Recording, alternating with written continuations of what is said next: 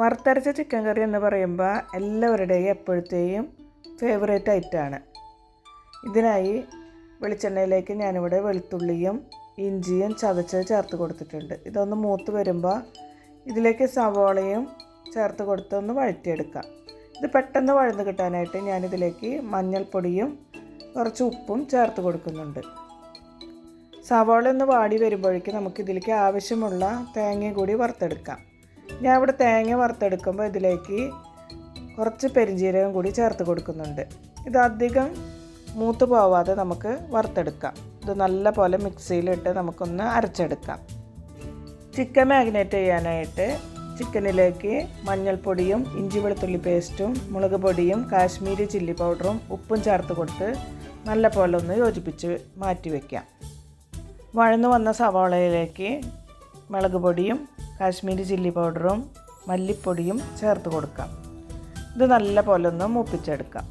ഇതിൻ്റെ പച്ച മണം മാറുന്നത് വരെ നമുക്കൊന്ന് ഇളക്കി കൊടുക്കാം. ഇതിലേക്ക് ഇനി നമുക്ക് മാഗ്നേറ്റ് ചെയ്ത് വെച്ചിരിക്കുന്ന ചിക്കൻ ചേർത്ത് കൊടുക്കാം. കൂടെ 2 ഉരുളൻകിഴങ്ങും കൂടി ഞാൻ ചേർത്ത് കൊടുക്കുന്നുണ്ട്. ചിക്കനിലേക്ക് നമുക്ക് ഉപ്പ് ചേർത്ത് കൊടുത്തത് കൊണ്ട് നമുക്ക് ഉരുളൻകിഴങ്ങിലേക്കുള്ള ഉപ്പ് മാത്രം ചേർത്ത് കൊടുക്കാം. അതുപോലെ തന്നെ 1/2 ഗ്ലാസ് വെള്ളം കൂടി നമുക്ക് ചേർത്ത് കൊടുത്ത് മൂടിയിട്ട് നല്ല പോലെ ഒന്ന് വേവിച്ചെടുക്കാം. 2-3 പ്രാവശ്യം നമുക്ക് തുറന്ന് ഇളക്കി കൊടുത്ത് ചിക്കനും ഉരുളൻകിഴങ്ങും നമുക്ക് വേവിച്ചെടുക്കാം. ചിക്കനും ഉരുളൻകിഴങ്ങും നല്ല പോലെ വെന്ത് വന്നിട്ടുണ്ട്. ഇനി നമുക്കിതിലേക്ക് അരച്ച് വെച്ചിരിക്കുന്ന തേങ്ങയുടെ കൂട്ട് നമുക്ക് ചേർത്ത് കൊടുക്കാം. മിക്സിയുടെ ജാറിൽ കുറച്ച് വെള്ളം ഒഴിച്ചിട്ട് അതുകൂടി നമുക്ക് ഇതിലേക്ക് ചേർത്ത് കൊടുക്കാം. പാകത്തിന് വെള്ളം നമുക്ക് അഡ്ജസ്റ്റ് ചെയ്തിട്ട് ചേർത്ത് കൊടുക്കാം.